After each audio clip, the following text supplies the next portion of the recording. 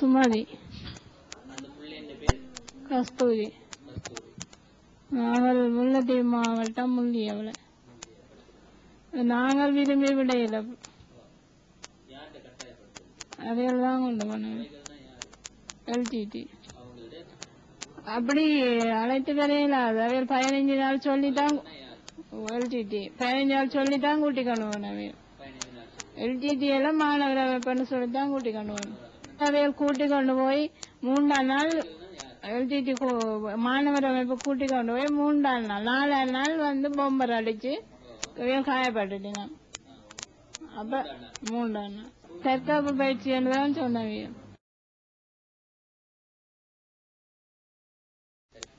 சுமித்ரா 19 வயசுதான். ஜாலிசை பயிற்சி பாஸ்வரை வித்யாந்தா காலேஜ். ஸ்கூலுக்கு விட மாட்டோம், விராட்டி டியூஷனுக்கு போக மாட்டீங்கள். ஸ்கூல்ல இருந்து பிரின்சிபல் மத்தியில தான் கொண்டு போனோம். மாணவர் அமைப்பு மொழிவுறேன். இது விடுதலை புலிகளின் அமைப்பு.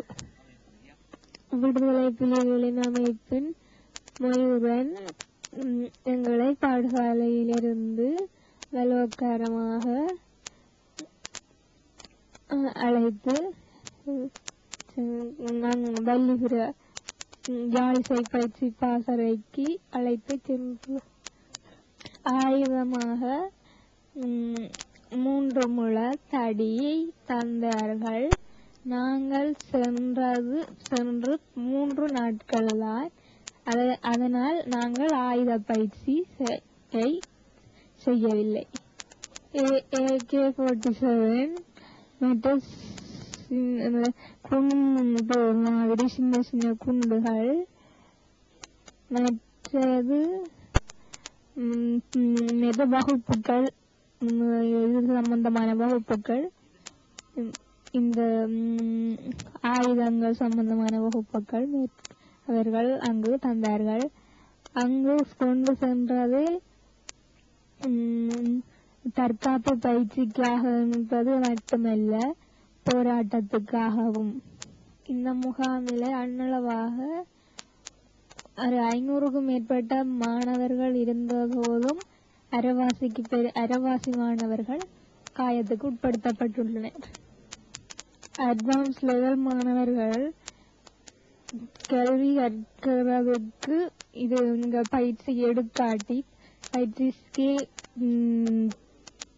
பாடசாலைக்கு கல்வி கற்க முடியாது என்றும், அது டியூஷன் வசதி செய்ய முடியாது என்றும் கூறி பலவத்காரமாக பெற்றோர்களின் விருப்பத்திற்கு அமையாத வண்ணம் கூட்டிக் கொண்டு சென்றார்கள். முன்னர் செஞ்சோலையாக இருந்த அந்த பாடசாலை தற்போது யுத்தத்திற்கான பயிற்சி பாசறையாக பயன்படுத்தப்படும் இடத்தில் தான் எங்களை கூட்டிக் கொண்டு சென்றார்கள்.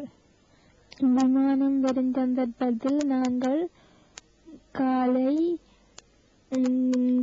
முகம் கழுவி ஆயத்தமாகி பயிற்சி ஆரம்பம் 7 மணிக்கு என்றால் அவைகள் ஆரம்பத்திற்கான ஸ்டார்ட் விசில் அடிப்பினம். அது அவை அந்த இது விமானம் என்றபடியா அது செய்ய ஒன்றும் ஆயத்தம் ஒன்றும் செய்யவில்லை. நாங்கள் அப்பொழுது வழியில் தான் நின்றோம். விமானம் வந்தபோது